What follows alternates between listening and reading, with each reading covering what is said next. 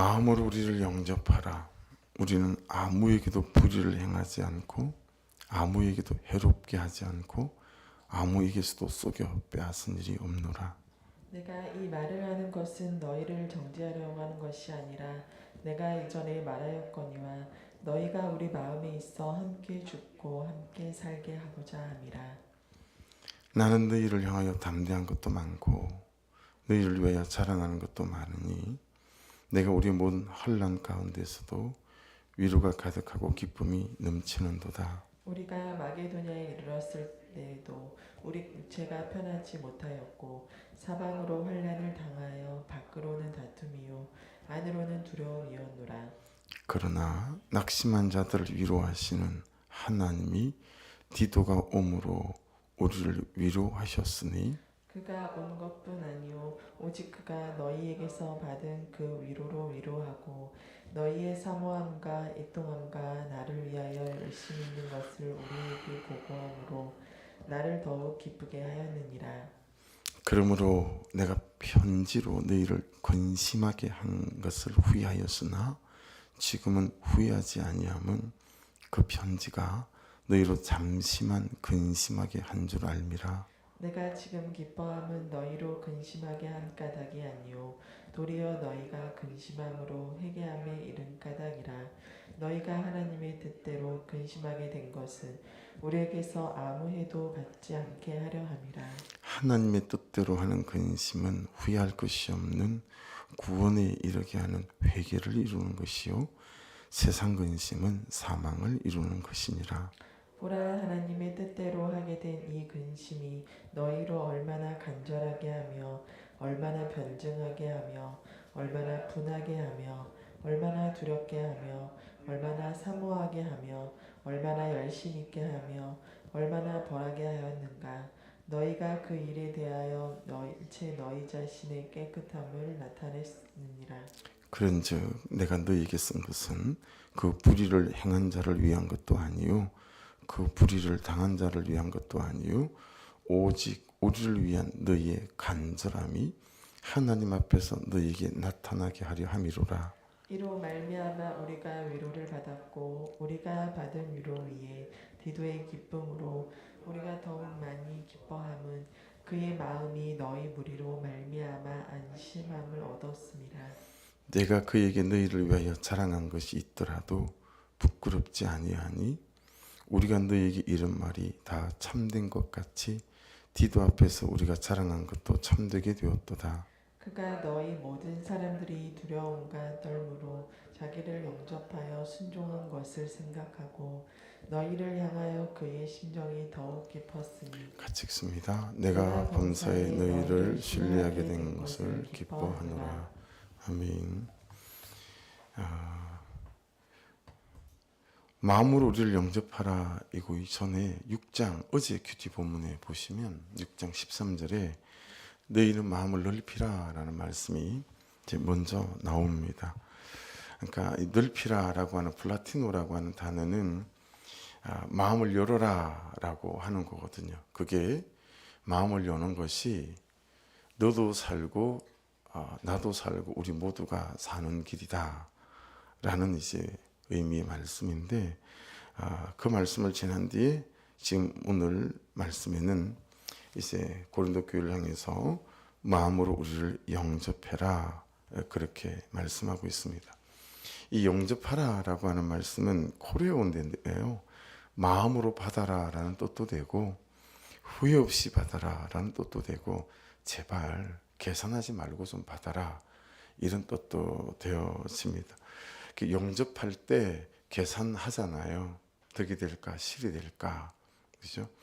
내가 잘못한 게 뭐고 그가 잘못한 게 뭔지 이런 계산 그것 안에서 영접할 것이 말 것인지 뭐 그러지 말고 계산하지 말고 그렇게 영접해라 라는 의미가 이제 이 안에는 있습니다.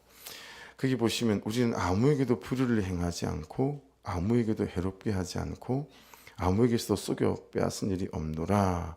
이 말씀을 통해서 알 수 있는 게 예루살렘을 위해서 기부금을 모집하거든요. 근데 그 기부금 중에 일부를 바울 사도가 편취했다, 가로챘다 라고 고린도 교회 안에 바울 사도를 공격하고 하는 그런 의심하는 대적자들이 있었다라고 하는 것을 이제 알 수 있습니다. 그래서 바울 사도가 그런 일이 없다라고 말씀하면서 6장에서는 마음을 넓히고 여기서는 이제 마음으로 우리를 영접해라 그렇게 말씀하고 있습니다. 그러니까 여러분 마음으로 영접하는 건 그렇지 않습니까? 하나님과 믿는 자들 사이에 되어야 할 일이기도 하고 또 하나님과 교회 사이에 되어야 할 일이기도 하고 또 목자와 양들 사이에 되어야 될 일들이기도 하고 또 성도끼리 되어야 될 일들이기도 하죠. 그러니까 정말 마음을 챙기고 또 삶의 형편들을 챙기고 돌아보고 이제 하는 것일 수 있겠다라고 하는 것이죠. 그래서 3절 말씀에 보시면 내가 이 말을 하는 것은 너희를 정죄하려고 하는 것이 아니라 내가 이전에 말하였거니와 너희가 우리 마음에 있어 함께 죽고 함께 살게 하고자 함이라 그렇게 말씀합니다. 그러니까 정죄하려고 하는 것이 아니다라고 하는 것이요. 그렇죠? 정죄하려고 하는 게 아니다. 이것들을 하나님께 가져가고 또 하나님께 맡기고 또 하나님께 받기 위함이다. 왜냐하면 하나님이 예수님이 나를 그렇게 받아주지 않았는가? 그것처럼 너희도 그렇게 서로 받아주는 것들이 옳지 않은가라는 의미도 이 말씀 안에 있다라는 것을 알 수 있습니다. 그래서 우리가 에베소서 2장 8절 9절 말씀처럼 너희가 그 은혜에 의하여 믿음으로 말미암아 구원을 얻었다라고 하는 거, 자격 없이 우리에게 거저 주신 은혜들이 있지 않겠습니까? 그렇죠? 예, 그래서 오늘도 그냥 우리가 바로 적용 좀 일어나는 것 같아요. 내가 조건 없이 영접해야 될 사람이 누군가, 마음으로 영접해야 될 대상이 누군가, 내 마음이 설득되지 않고 이해되지 않고, 여러분 하나님이 내가 설득돼서 나를 영접해 주셨겠습니까? 나를 이해해서 영접해 주신 게 아니잖아요. 그렇죠? 예. 그래서 죄인이 된 우리를 의인이, 그렇죠? 죄인의 자리에서 우리를 받아내 주셔서 우리가 의인 되게 하셨지 않습니까? 우리가 금요일 날 나눴던 말씀처럼. 네, 그래서 잘 적용해 보았으면 좋겠어요. 내가 영접해야 될 사람이 누군가. 마음에 끓이김이 있죠. 그리고 불편하죠. 왜냐하면 내가 그를 그리 대했는데 그가 나를 이렇게 대하면 안 된다라고 하는 우리의 계산이 있기 때문에 그런 거 아니겠어요? 그래서 계산 빼고 그렇게 영접해야 될 사람이 누군지, 또 내가 영접하지 못하는 그런 죄가 어떤 면에 있는지 또 살펴보는 것들이 말씀 안에서 깨닫게 되는 부분입니다. 5절에 보시면 마게도니아에 이르렀을 때에도 우리 육체가 편하지 못하였고 사방으로 환난을 당하여 밖으로는 다툼이 안으로는 두려움이었노라 그렇게 말씀하잖아요. 여러분 마게도니아에 이르렀을 때도 이 말씀을 보면서 육체가 편하고 그리고 환난이 없고 다툼이 없고 두려움이 없는 그런 때는, 그런 적은 단 한 번도 없었다, 없더라, 뭐 그런 말씀이 될 수 있겠죠. 그래서 여러분 환난의 역할들이 참 많지 않습니까? 그냥 어찌됐든 환난들을 통해서 우리가 우리의 죄를 또 보게 되어집니다. 그죠? 그래서 100% 200% 저는 동의가 되는 것이 있습니다. 그것은 항상 나의 죄보다 하나님 허락하시는 환난은 작고 가볍다라고 하는 것들이죠.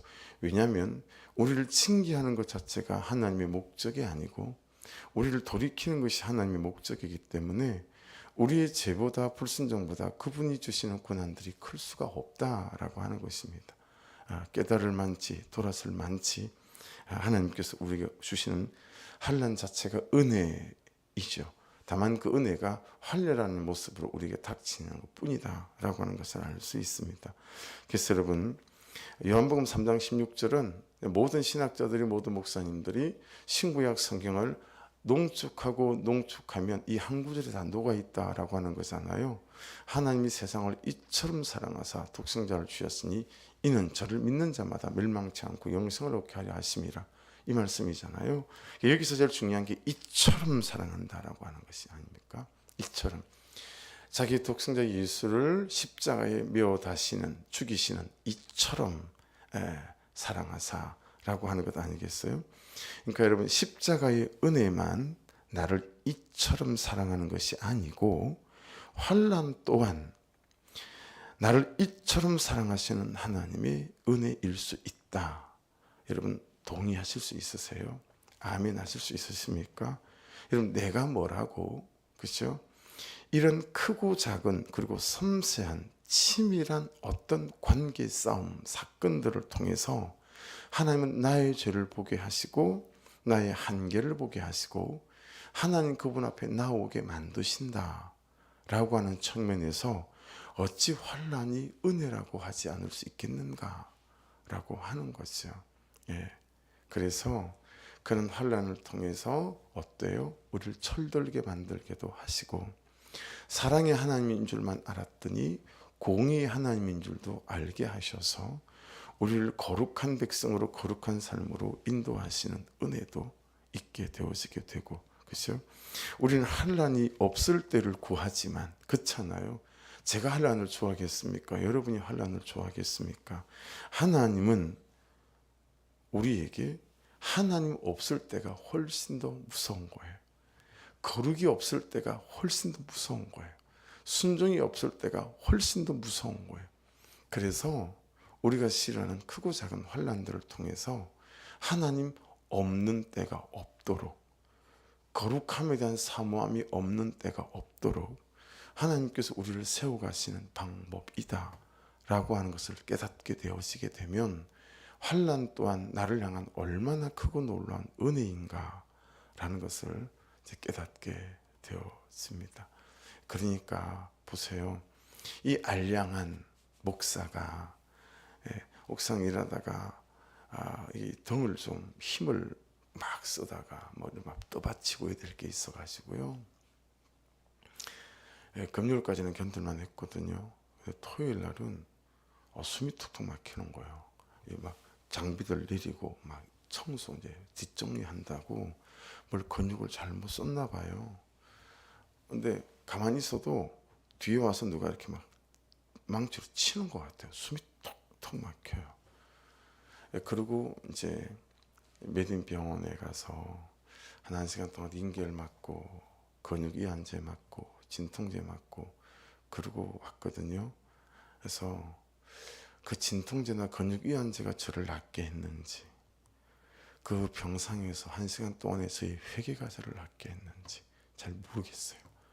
그렇게 아프니까 회개하는 거예요. 또 막 다 살피는 거예요. 막 돌아보는 거예요. 현미경을 들어대면서 야 괜찮아 그러고 쑥쑥 지나갔던 것들이 다시 나의 삶을 돌아보고 또 마음을 하나님 앞에 이렇게 세우고 그래 보면 여러분 하나님은 저에 대해서 여러분에 대해서 진짜 무서워하시는 것은 하나님 없는 나의 때 거룩함을 사모하지 않는 나의 때 그래서 그런 것 없이 막 현실에 쫓아 돈에 쫓아 살아가는 그때가 하나님에게는 정말 무서운 때다라고 하는 거죠. 그러니 여러분 사랑할수록 그분의 간섭하심과 뛰어들어오심은 이런저런 작고 이런저런 섬세한 환난들로 고난들로 우리를 만지시는 것 자체가 더 사랑하는 거다라고 할 수 있어요. 그래서 여러분이 보시기에 대충 저렇게 믿고 저렇게 사는데도 그냥 하나님이 별 간섭이 없네? 이런 분이 있고요. 참 신실한 것 같은데 참 저 집은 별일이 다 있네? 더 사랑하시는 거예요. 아멘. 이게 절대 포장하고 틀린 말이 아니에요. 성경을 보면 하나님께서 그렇게 사랑하고 쓰시기 원했던 다윗을 그렇게 광야 속에서 13년을 두시며 그거를 만들어 가셨고 하나님께서 72명의 이스라엘을 고센 땅에 보내서 150만 200만으로 만들어서 출애굽하는 430년간의 출발과 시작을 요셉을 통해서 하시는데 그 요셉의 고난이 13년의 세월이 얼마나 여러분 어렵고 힘들었습니까? 사랑하시는 자에게 근심이 있습니다. 사랑하시는 자에게 고난이 있습니다. 사랑하시는 자에게 환난이 있습니다. 할렐루야. 두려워하지 마시고 하나님이 내가 하나님 없는 그때가 너무 두렵고 무서워서 내게 더 하나님 바짓가랑이 붙잡으라고 주시는 은혜다라고 생각하는 것은 성경을 바로 보는 이해입니다. 여러분, 돈 좀 줘보십시오. 돈에 구애받지 않고 제가 얼마나 하나님을 돈보다 더 사랑하는지 보여드릴게요. 하나님 제게 형통을 좀 줘보세요. 제가 형통할수록 은혜에 감격하여 하나님을 어떻게 사랑하는지 제대로 한번 보여드릴게요. 그런데 하나님은요, 이미 아담에게서 다 봤어요. 세상 천지 만물을 만들어서 주는데도 아담이요, 은혜에 감격하여 살지 않고 하나님 되고 싶어 했지 않습니까? 하나님이 아담을 통해서 우리를 이미 다 보셨어요. 부자와 나사로에서 부자를 통해서 우리를 다 보셨어요. 여러분, 다윗 13년의 고난을 지나 왕이 되고 난 다음에 바스바를 범하는 다윗을 통해서도 이미 우리를 보실 만큼 보셨고 읽을 만큼 다 읽으셨어요. 예, 그죠? 그랬기 때문에 하나님은 우리에게 사랑으로 우리를 키워가시고 세워가시는 것뿐만 아니라 이런 환난과 고난을 통해서도 하나님 그분이 우리를 지극히 사랑하신다는 사인이고 그분의 사랑의 표현임을 한 번도 의심하지 마시고 근심 중에 환난 중에 고난 중에 여러분 하나님 그분께 딱 붙어있는 은혜가 있기를 주의 이름으로 축복합니다. 그래서 잘 생각해 보세요. 평강, 형통이 나를 키우는 게 일할이라면 환난과 고난이 우리를 키우는 건 구할입니다. 그렇죠? 우리가 그 속에서 자라오고 세워져 가는 거예요. 그러므로 하나님의 사랑이 환난 중에 의심되지 않기를 주의 이름으로 축복합니다. 오히려 환난 중에 나를 향하신 하나님의 사랑을 보시고 그리고 나의 죄를 보시고 그리고 한 걸음씩 옮겨가게 될 때 지극히 나를 사랑하시는 그분의 손길에 간섭하심이 우리에게 단지 환난이라는 모습으로 보일 뿐이다라고 하는 명백한 사실 앞에 마게도니아에 있을 때에도 바울 사도에게는 환난이 고난이 피해가지 않더라라고 하는 이 고백을 통해서도 그렇게 하나님 뜻대로 살고 하나님을 사랑하는 바울 사도에게조차 그렇죠? 바울 사도의 그 사역이 하나님의 사역되기 원하시는 그 중심 속에 있었다라는 것을 깨달을 수 있습니다. 그래서 6절 보세요. 그러나 낙심한 자들을 위로하시는 하나님이 디도가 오므로 우리를 위로하셨으니 여러분 디도 어제 말씀하고 비추면 누구예요? 맥락 없이 뛰어들어온 바울의 조카와 닮아있죠. 그죠? 7절 그가 온 것뿐 아니요 오직 너에게서 받은 그 위로를 위로하고 너희의 사모함과 애통함과 나를 위해 열심히 있는 것을 우리에게 보고함으로 나를 더욱 기쁘게 하였느니라. 여러분 오해 없이 들어보십시오. 4절에서 7절까지의 말씀을 보면 하나님의 위로가 하나님이 위로로 오는 것이 아니고 사람이 위로다. 사람으로 위로가 온다라고 하는 것을 알 수 있죠. 어제 우리가 본문 말씀을 통해서도 여러분 바울의 생길 조카를 통해서도 하나님이 바울을 위로하시지 않습니까? 우리 옆에 주신 모든 사람들은 하나님이 그를 위로하라고 우리를 세워주신 줄로 믿습니다. 아니 생각을 그렇게 하면 안 된다고요. 그는 왜 저를 위로하지 않는 거죠? 그가 제게 위로가 되지 않습니다. 그렇게 생각하면 안 된다고요. 항상 어떻게 생각해야 되죠? 나는 그를 위로하기 위해 있는 사람이다 라고 하는 것이고 그를 위로하기 위해서 하나님이 나를 보내신 사람이다 라고 하는 거예요. 이 말씀을 새벽에 묵상하는데 참 힘든 사람들이 많겠다. 그런 사람들이 이렇게 보이는 거 있죠. 예. 이래저렇게 몸이 좀 그래서 오늘 좀 쉬어야 되겠다 생각을 했었는데 또 위로할 사람들이 눈에 막 밟히는 거 있죠. 이 사람도 참 좀 외롭겠다. 이 사람도 참 외롭겠다. 그 외로운 사람들이 외로운 때 내 마음처럼 이렇게 와닿는 거 있죠. 여러분, 저하고 여러분들은 하나님의 위로로 이 세상에 보낸 하나님의 위로인 줄로 믿습니다. 그렇죠? 그게 우리예요. 그렇죠? 예. 하나님이 사람을 위로하기 위해서 사람을 보내신다. 또는 하나님의 위로는 사람으로부터 온다라고 깨달아지는 거죠. 그래서 커피 한 잔이라도 하고 싶고 밥 한 끼라도 먹고 싶고 카톡 한 통이라도 보내고 싶고 여러분 그러고 싶은 거지요. 나는 하나님이 누군가를 위로하기 위해 세운 사람이다. 틀림없는 사실이고, 나는 하나님이 누군가를 위로하기 위해 세상에 보낸 사람, 회사에 보낸 사람, 가정에 보낸 사람, 교회에 보낸 사람, 목장에 보낸 사람, 남편에게 보낸 사람, 아내에게 보낸 사람, 자녀에게 보낸 사람 틀림없어요. 근데 우리는 이걸 거꾸로 살아요. 그리고 거꾸로 이해한다 라고 하는 것입니다. 그래서 여러분 7절 보시면 그가 온 것뿐 아니에요. 오직 그가 너희에게서 받은 그 위로로 위로하고. 여러분 디도도 그 고린도 교회 성도들을 통해서 위로받았다는 거예요. 여러분 목자가 성도에게 위로받을 일이 뭐가 있겠어요? 그들이 말씀대로 살아가는 것 때문에. 그렇죠? 여러분 하나님도 그렇게 보면 우리를 통해 위로를 받으신다는 걸 깨달을 수 있지 않아요? 감히 우리가 하나님을 위로할 수 있어요. 어떻게 해요? 말씀에 순종해가는 몸부림을 통해서 하나님이 위로를 받으시는 거예요. 예. 너희의 사모함과 애통함과 나를 위해 열심 있는 것을 우리에게 보고함으로 나를 더욱 기쁘게 하였느니라. 어때요? 바울 사도도 고린도 교회 사람들의 그 말씀을 따라가는 삶을 통해서 위로받았다라는 거예요. 위로받았다. 예. 그렇죠? 위로는 전달이 되고 위로는 배달이 되고 영양력처럼 흐르는 것이고 흘러가는 것임을 깨닫게 되어지죠. 그렇죠? 예. 교회 공동체 영적 분위기나 목장의 영적인 분위기, 가정의 영적인 분위기, 내가 가장 그 안에서 이런 흘러가게 하는 사람으로 하나님께서 세우셨다라고 하는 거. 그렇죠? 그러니까 여러분 짜장면은 만들 수 없어도 만드는 방법을 몰라도 이 수타가 여러분 제가 짜장면 배달로 사회생활을 처음 시작했지 않았어요? 그게 너무 신기해가지고 옛날엔 다 수타였으니까요. 그래가지고 막 주방장님한테 허락 맡아가지고 막 반죽 가지고 쉬는 시간에 막 해보고 그랬거든요. 짜장면은 만들지 몰라도 배달만 하면 되죠. 근데 위로는 있잖아요.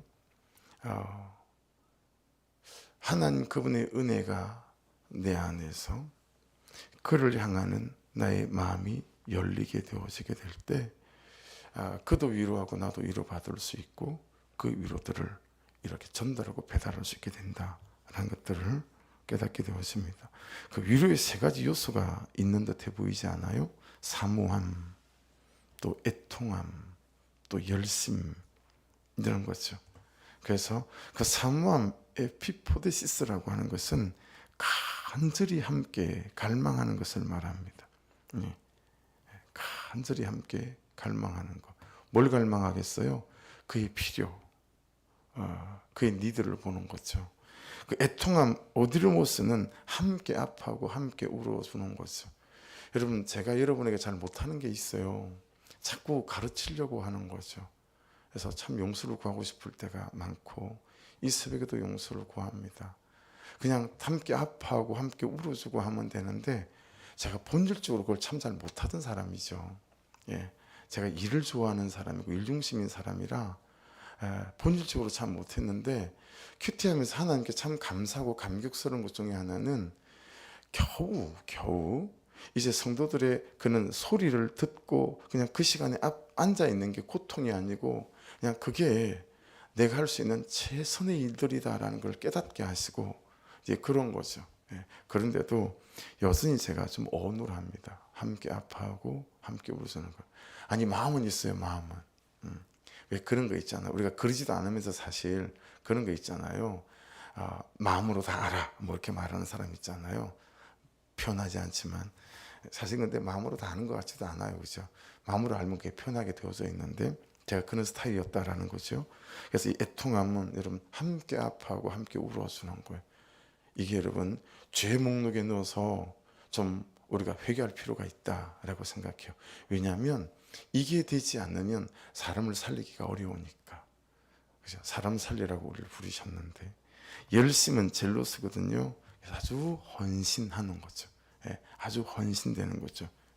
젤로스 이런 뜻입니다. 자, 중요한 건 보십시오. 이 위로가 어디서부터 누구로부터 시작이 됐는가라는 거예요. 6절을 다시 보실래요? 그러나 낙심한 자들을 위로하시는 하나님이 밑줄이죠. 디도가 옴으로 우리를 위로하셨으니. 여러분, 사람이 위로할 수 있다 했지만 사실은 여러분 그 위로가 어디서부터 시작되어지죠? 하나님으로부터 시작된다라는 거예요.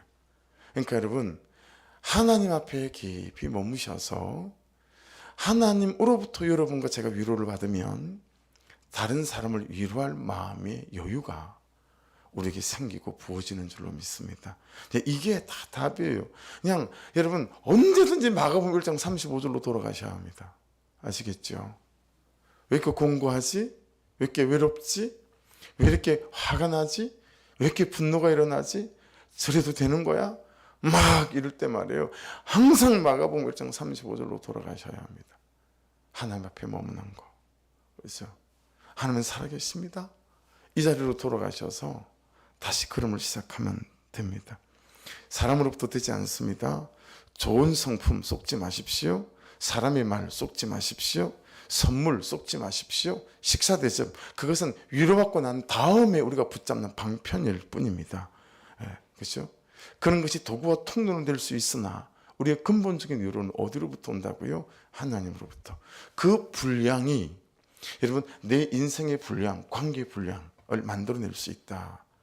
모든 건 존재로부터 나와요. 이 존재, 내로부터. 근데 이 내 존재는 하나님 안에게 있을 때 가장 능력이 있지 않겠습니까? 그렇죠? 그래서 한 사람을 진정으로 위로하고 마음을 같이 하는 위로는 위로부터, 하나님으로부터 하나님의 위로가 나에게 먼저 부어져야 한다라는 거. 그렇게 내 마음과 내 감정에 하나님의 위로가 가득해지고 나는 하나님의 위로를 누군가에게 퍼나르고 흘려보내는 그런 배달부가 될 수 있다라는 것이죠. 그래서 제 큐티 제목은 이 대목에서 위로의 배달부 이렇게 잡았어요. 위로의 배달부. 근데 사실은 그것보다 더 중요한 건 위로를 하나님으로부터 공급받는 거 아니겠습니까? 여러분 사람이 주는 위로가 왜 없고 돈, 옷, 음식, 또 화장품, 뭐 승진, 칭찬, 인정 이런 것들이 주는 위로가 왜 없겠습니까? 하지만 위로의 뜻이 뭔지 아세요? 파라칼레오. 하나님이 자기 곁으로 부르다라는 뜻이에요. 위로는 하나님이 자기 곁으로 불러서 하나님 곁에 있을 때 진짜 위로가 있다라는 거예요. 그래서 위로의 뜻은 하나님이 자기 곁으로 부르다라는 뜻을 갖고 있습니다. 근데 하나님이 자기 곁으로 부를 때 여러분 깨달아 우리가 갈 때도 있지만 어때요? 이런저런 환난과 고난을 통해서도 하나님 우리를 부르실 때가 있잖아요. 그렇게 보면 보세요. 고난이 그렇죠? 고난의 모습으로 오지만 사실은 하나님이 우리를 자기 곁으로 부르시는 위로의 목적을 가진 고난, 환난일 수 있다라고 하는 것에서 다시 또 깨닫는 바가 있습니다. 그래서 여러분 진짜 위로는 내가 하나님 곁으로 앞으로 나아가 그분의 은혜의 보좌 앞에 엎드릴 때 나에게 부어지는 것이다 라는 걸 깨달으니 여러분 이런저런 자꾸 사람을 만나 위로받으려고 하지 마시고 먼저 하나님 앞에 엎드리는 말씀 앞에 엎드리는 저와 여러분 될 수 있기를 주의 이름으로 축복합니다.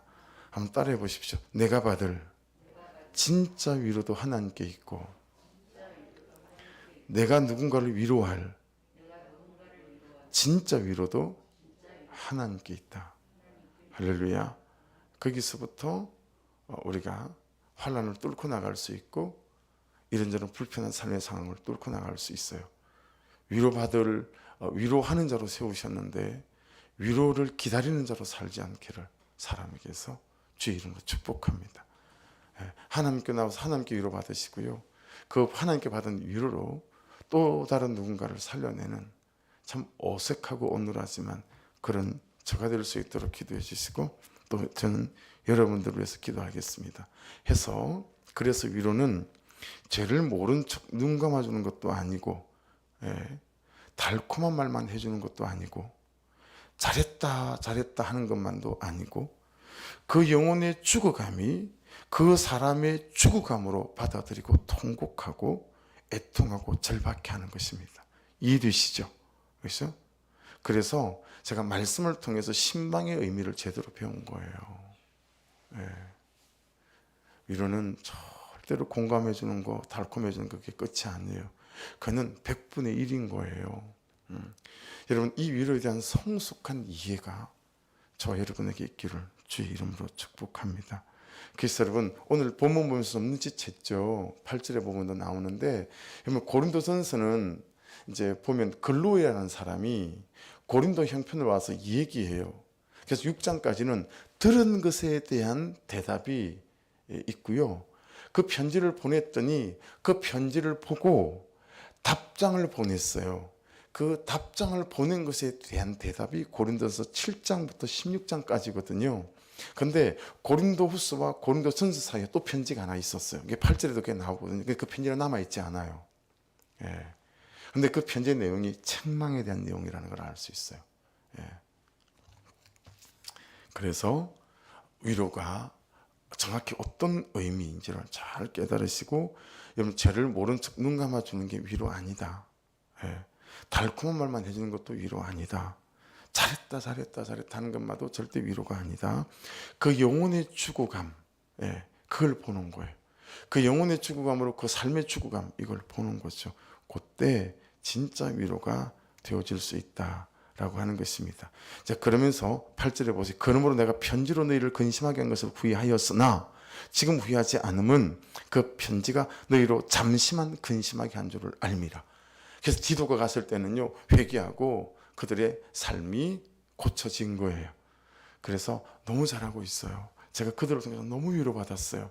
그 얘기를 듣고 바울 사도도 너무 위로가 되어졌다라고 하는 것입니다. 예, 이게 이제 은혜인 거죠. 위로하는 사람도 살고 위로받은 사람도 사는, 권면을 한 사람도 살고 권면을 받은 사람도 살고, 책망을 한 사람도 살고 책망을 받은 사람도 살고. 여러분, 그래서 깨닫게 되는 게 무엇입니까? 누군가 어떤 사람인가 어떤 상태인가 하는 것입니다. 책망을 하는 사람이. 그렇죠?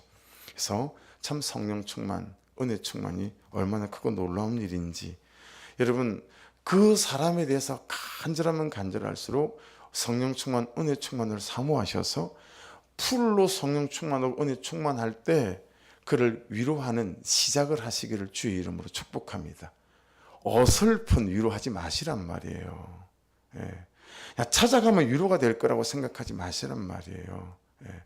은혜의 자리에 먼저 앉으셔서 하나님 그분으로 충만케 되어진 연후에 그 말씀을 따라 잘 가려서, 그죠? 그렇게 그를 위로할 수 있어야 된다. 또 그만치 위로를 받는 사람도 중요한 사실을 알게 되죠. 왜냐하면 잠시만 근심하는 사람은 위로받는 사람이기 때문에 그렇습니다. 예, 그래서 이 하나하나가 다 기도의 몫이구나, 또 중보의 몫이구나, 이런 것을 깨닫게 되어집니다. 위로하는 신방과 돌봄 찾아가는 것도 10중의 1이고요. 정말 하나님 안에서 내가 채워지는 것들이 더 중요한 10의 9다, 이런 것들을 깨닫게 되어집니다. 시간이 돼서요. 9절부터 이제 근심이 7번 나와요. 근심을 잘 밑줄을 쳐보십시오. 7번이 나오거든요. 그러면서 너희가 하나님의 뜻대로 근심하게 된 것은 이라고 말씀합니다. 그래서 이 근심이 죄에 대하여, 죄된 삶에 대하여, 사단의 속임에 대하여, 불순종에 대하여, 거룩하지 못한 삶에 대하여, 이 근심이 가져오는 게 뭐죠? 하나님 뜻대로라는 근심이 가져오는 게 회개다라는 것입니다. 그래서 여러분, 저와 여러분이 하나님의 뜻대로 하는 근심을 통해서 회개하며 이르는 은혜가 있기를 주의 이름으로 축복합니다. 하나님의 뜻대로 하는 근심은 10절입니다. 후회할 것이 없는 구원에 이르게 하는 회개를 이루는 것이요, 세상 근심은 사망을 이루는 것이라. 대조가 딱 되지 않습니까? 그러면서 하나님의 뜻대로 하는 근심이 7가지가 목록이 나와요. 리스트가 나오죠. 얼마나 간절하게 하며 얼마나 변정하게 하며, 그렇게 쭉 말씀이 기록되어져 있습니다. 그래서 여러분, 마지막 이깁니다. 이 말씀 꼭 드려야 될 것 같아서 시간이 좀 지났는데, 물꼬에 대한 것입니다. 물꼬. 근심이 올 때 그 근심의 물꼬를 어디로 잡아갈 거냐. 이 물꼬는 물길의 방향을 뜻하는, 그냥 제가 우리 아버지한테 배운 단어예요. 이게 사투리인지도 모르겠고, 물꼬. 예. 시골에서 제가 아버지한테 배운 성실함 중에 하나는, 제가 일어나면 항상 아버지는 벌써 예, 벌써 받치며 논을 다 한 바퀴를 돌고 들어오세요. 그래서 항상 삽을 어깨에다 이렇게 메고 들어오시거든요. 그러고 보면 아버지 바지가 동동동동 이렇게 말려 있어요. 겉 올려가지고 무릎쯤이나 두 개가 다 말려 있고, 그리고 고무신, 흰 고무신 신으시고, 그리고 삽자로 어깨 딱 메시고 들어오시면서 일어났냐고 이렇게 아침 인사를 하세요. 그러니까 어떤 때는 아버지를 따라가 볼 기회가 있어서 아버지를 따라가 보면 새벽같이 뭐 하시냐면, 시골은요 그때 당시에는 경지 정리가 안 됐기 때문에 계단식으로 논이 돼 있어요. 그럼 동네 수많은 계단식으로 된 논 가운데 또랑이 있잖아요. 거기서 이제 물이 내려오면 이게 윗논부터 물을 차곡차곡 받아야 되는 거예요. 그러니까 내 논, 이 논이 없어요. 아버지가 돌면서 윗논이 물이 다 채워졌잖아요. 그러니까 윗논으로 가는 물꼬를 막아요. 그리고 그 다음에 논의 물꼬를 열어요. 그럼 그 논의 물이 다 채워지겠죠? 그러면 또 그 물꼬를 막고 그 다음에 그 밑에 물꼬를 열어요. 그렇게 동네 어른들이 누구는 이 시간에 누구는 저 시간에 누구라고 할 것 없이 다니시면서 그렇게 해서 온 동네가 거기서 물꼬를 열어서 막고 넣고 하면서 이제 논에 물을 채우는 거예요. 논에 벼가 자랄 때도 물을 넣고 빼는 게 되게 중요하거든요. 그 물꼬인 거죠. 근심이 생길 때 여러분 그 물꼬를 그냥 혈기로 다툼으로 관계에 끼어짐으로 그렇게 물꼬를 잡아가는 사람이 있는 반면에 그 근심을 회개의 물꼬로 잡아가는 사람들이 있죠. 이건 연습되고 훈련되고 자꾸 애를 써야 합니다. 그리고 잘 안 되는 것들을 나누셔야 합니다. 그래서 여러분 이런저런 일이 생길 때마다 그것을 옳고 그름을 따서 네 잘못이다 내 잘못이다, 우리는 맨날 이렇게 물꼬를 잡아요. 물길의 방향을 그렇게 잡는 거예요. 그렇게 잡지 마시고 내 죄를 보는 거예요. 참 이게 놀라운 은혜인 것 같아요. 하다 보니까 성도들한테 무슨 일만 생겨도 내 삶을 살피는 거예요. 목사가 내 삶을. 예. 오늘 내 삶이 어땠지? 이거 쭉 훑어내리는 거예요. 예. 참 은혜 아닙니까? 그러니까 여러분 무슨 일이 생길 때마다 물꼬의 방향을 내 삶을 살피고 회개하는 방향으로 물길의 방향을 잡아야지, 왜 자꾸 옳고 그름으로 따지려고 하고 그쪽으로 물꼬를 잡는지 모르겠어요. 그러면 다툴 일밖에 없어요. 분날 일밖에 없어요. 근데 같이 죽을 이 일을 계속하는 거예요. 같이 죽는 거지. 뭐 다른 길이 있습니까? 옳고 그름을 따지면 아무것도 해결되지 않아요. 그죠? 옳고 그름을 따져가지고 여러분 회개하는 사람 보신 적이 있습니까? 사랑하는 여러분, 물꼬를 회개하는 방향으로 잡아야 구원에 이르는 물꼬가 될 줄로 믿습니다. 그렇게 물꼬를 잡아가시길 주의 이름으로 부탁드립니다. 기도하겠습니다. 말씀 붙잡고 기도하셔서 정말 사건이 생기고 문제가 생길 때마다 옳고 그름으로 따져서 이 문제들을 산이 못 산이로 끌고 가지 아니하고 너는 틀렸다 나는 옳다로 끌고 가서 관계에 끼어짐으로 가져가지 않게 하시고 하나님 회개의 물꼬의 방향을 잡아가는 은혜를 허락하여 주옵소서. 정말 위로하고 위로받고 위로하는 사람으로 세워져 갈 수 있도록 하나님 오늘 주신 말씀이 또 제 삶을 세워가는 역사가 있게 하여 주시옵소서. 주의 한번 부르고 기도하시고 사무총회를 위해서 기도해 주시고 교회가 구조적으로 사람으로 잘 세워져가는 은혜를 부어달라고 기도 부탁하고요. 우리 김원경 선교사님 특별히 집중적으로 포커스를 맞추어서 기도해 주시고 병상에 있는 또 분들을 재립사를 위해서도 기도해 주시고 어제 예배 보여야 될 분들 중에 또 예배 없는 분들이 좀 계셨습니다. 김신혜 집사님을 비롯해서 그런 분들을 위해서도 하나님 은혜로 덮어 주시옵소서. 한승미 집사님을 위해서도 기도해 주십시오. 우리 주여 한번 부르고 같이 기도하겠습니다. 주여! 하나님 감사합니다. 오늘도 말씀으로 우리를